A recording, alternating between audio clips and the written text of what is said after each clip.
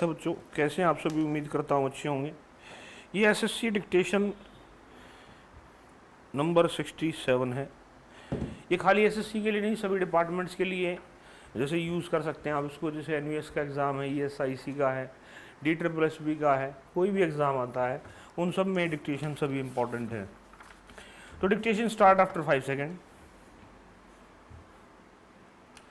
Madam, this debate on the Sarkaria Commission's report has come not too early. It has been taken up for debate after a lapse of considerable time. Nevertheless, I welcome this debate. At the present moment, the center state relations are passing through a critical phase. Many problems and issues have come up during the last 40 years of the working of the constitutions, and tensions have been built between the center and the states in working the constitution. The Home Minister, Mr. Bhuta Singh, has had that the government has got an open mind on the recommendations made by the Sarkaria Commission. I wish the government had applied an open mind and impartial mind while giving the terms of reference to the Commission, Madam.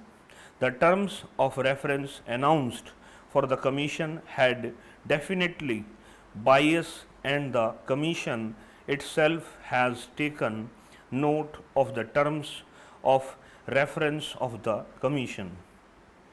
At the very outset, the Commission drew up a sort of format for itself on the basis of which it may make recommendations. This format influenced its thinking and its deliberations and its final recommendations. However, at another stage in the beginning, it has made one more observation, a very important observation. It talked of a dual polity for India, but in the working of the constitution, there was progressive erosion of state powers, and there has been and there is overriding and bypassing of states and their powers by the center. The constitution has given three lists distributing the powers, the responsibilities, and the functions between the center and the states. There is the union list, there is the list. For many years, the concurrent list has been enlarged to the disadvantage of the states. Many functions which were under the state list, which were already truncated in the original from work taken out and put into the concurrent list. And the Commission observed that the areas which are in the concurrent list are monopolized by the center, and to that extent the powers of the states have been curtailed. The Commission has suggested that whenever the center wants to legislate on a subject in the concurrent list, previous concurrence of the state government should be obtained, and it is also suggested that it should not be left to convention or practice but should be incorporated in the constitution. In other words, there should be a constitutional amendment whereby a state government should be consulted whenever the center legislates on concurrent matters. The Commission has dealt with various aspects, for instance, the appointment of governors, the powers of governors, the rights of governors. Madam, on this, the Commission has made some important recommendations. They are not very radical, but some of them are very important to ensure the autonomy of states and to rationalize the relationship between the governor and the state government. The Commission has stated that at the time of appointing governors, certain principles should be followed, certain norms should be observed. One norm could be no governor belonging to the ruling party at the center should be posted to a state which is governed by an opposition party. This is an important recommendation. The Commission also has observed that a governor after retirement should not take up any assignment except the assignment of the vice president or the president.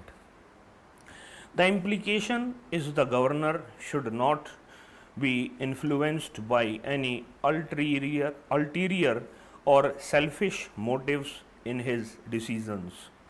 I go along with the Commission in respect of the conduct of the governors in dealing with the state governments.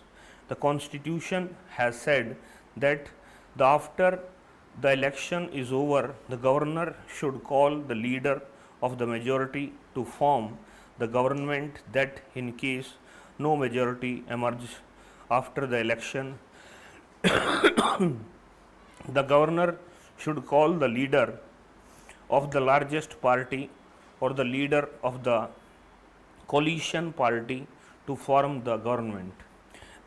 It says whenever the majority was in doubt, the governor should go to the assembly to know whether the government of the day has a majority or does not have a majority.